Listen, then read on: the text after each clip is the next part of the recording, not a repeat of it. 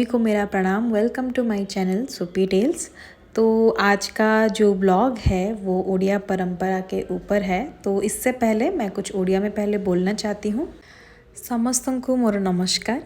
आम ओडिया भाई भौणी जो माने भी देखुथिबे से माने ठीक जानी पारुथिबे ए ब्लॉगटा मु कहा ऊपर बनेछि।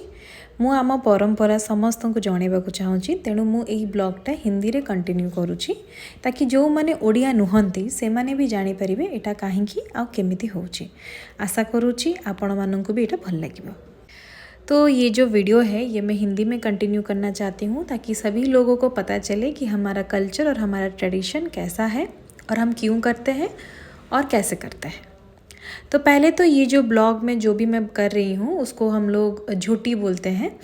तो अभी जैसे कि प्रथमाष्टमी हुआ नहीं है, इसीलिए मैं चावल का जो पाउडर है उसमें से मैं ये रंगोली कर रही हूँ। नहीं तो हम लोग क्या करते हैं, चावल को थोड़ा सा भिगोते हैं कुछ टाइम के लिए और फिर उसको ग्राइंड करके या पेस्ट करके उसका हम लोग झोटी बनाते हैं। मार्गशीर मास जो हिंदू कैलेंडर का पहला महीना माना जाता है, उसके गुरुवार को ओडिया परंपरा में बहुत महत्वपूर्ण माना जाता है। इस अवसर को विशेष रूप से भगवान लक्ष्मी जो समृद्धि की देवी, उनके पूजा के लिए समर्पित किया जाता है। इसे ओडिया में माणबसा गुरुवार कहा जाता है। इस परंपरा का मुख्य उद्देश्य है परिवार में समृद्धि, सुख और शांति लाना है।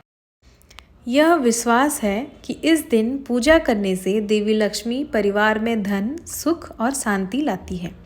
यह परंपरा सभी वर्गों के लोगों को साथ लाने और समानता का प्रचार करने के लिए है। इस दिन पूजा और व्रत रखने से आत्मा शुद्ध होती है और सकारात्मक ऊर्जा बढ़ती है।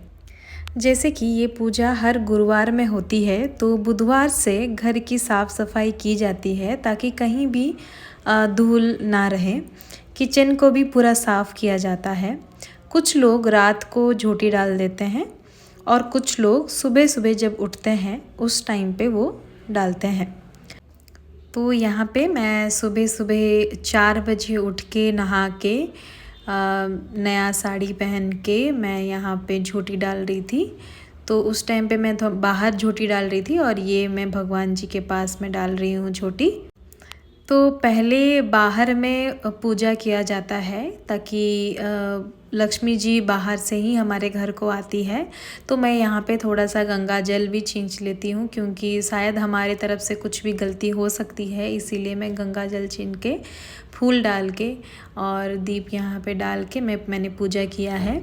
फिर इसके बाद मैं अंदर जाके हमारे जहाँ पे भगवान रहते हैं वहाँ पे मैं पूजा करूँ। तो पहले तो मैं ये बताना चाहती हूँ कि माणबसा गुरुवार क्यों बोलते हैं। तो यहाँ पे क्या होता है कि मिट्टी के बर्तन को धोकर हल्दी से सजाया जाता है।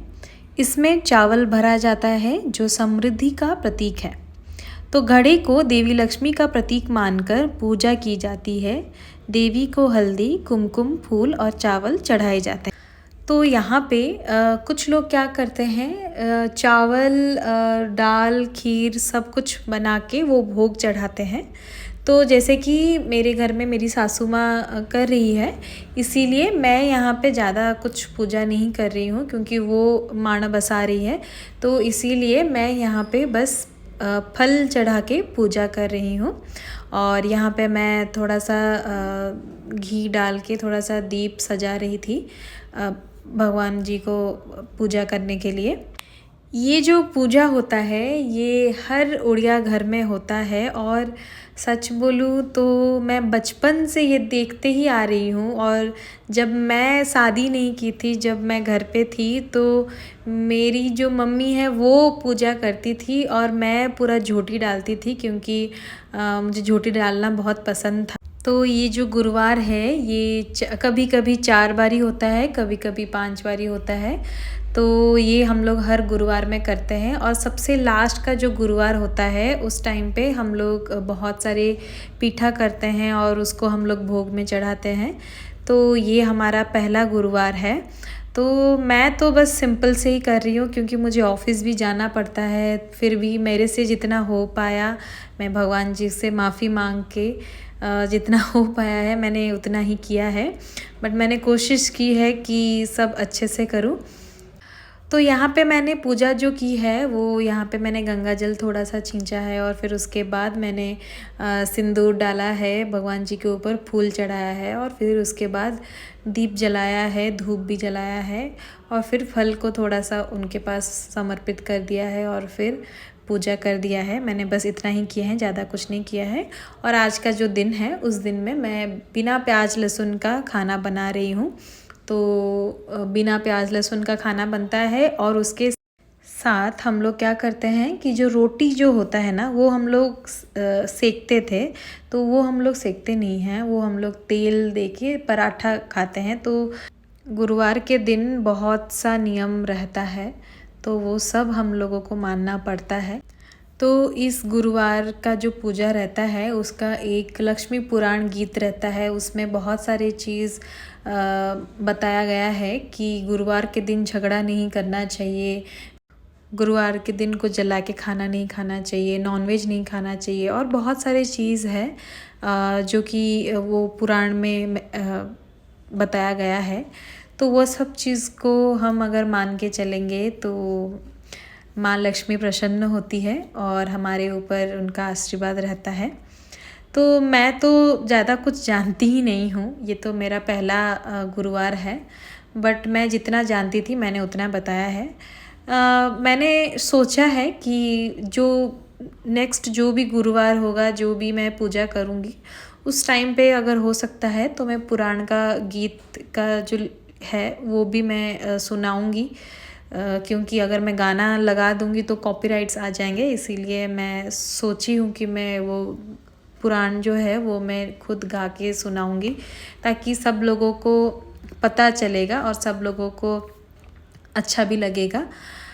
बस यही है कोशिश। और उसके बाद पूरा घर में मैं जब पूजा करने के बाद हम यहाँ पे किचन में भी पूजा करते हैं, रसोई के घर में, क्योंकि रसोई के घर में भी लक्ष्मी का वास होता है, अन्न हमारा वहाँ पे ही बनता है, तो वहाँ पे भी पूजा करना चाहिए। तो उसके बाद मैं सब खाना बनाने के तैयारी में लग गई, क्योंकि मुझे इसके बाद ऑफिस भी जाना पड़ेगा। तो जो भी मैं बनाऊंगी उसी को मैं टिफ़िन में लेके जाऊंगी और फिर मेरे हस्बैंड भी खाएंगे। तो बस ये जो है बस इतना ही है, मैं ज़्यादा कुछ नहीं की हूँ, बट आई होप कि मैं नेक्स्ट जो गुरुवार का जो ब्लॉग लेके आऊँगी मैं उसमें आपको और बहुत कुछ दिखाऊँगी।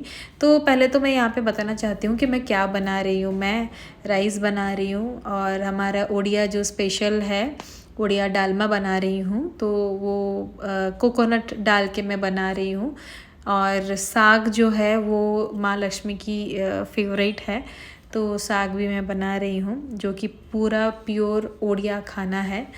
और सच बोलूँ तो वो खाना इतना अच्छा लगता है ना, बिना प्याज लहसुन का बनता है बट इतना अच्छा लगता है कि नहीं भगवान जैसे संतुष्ट कर रहे हैं हम लोगों को।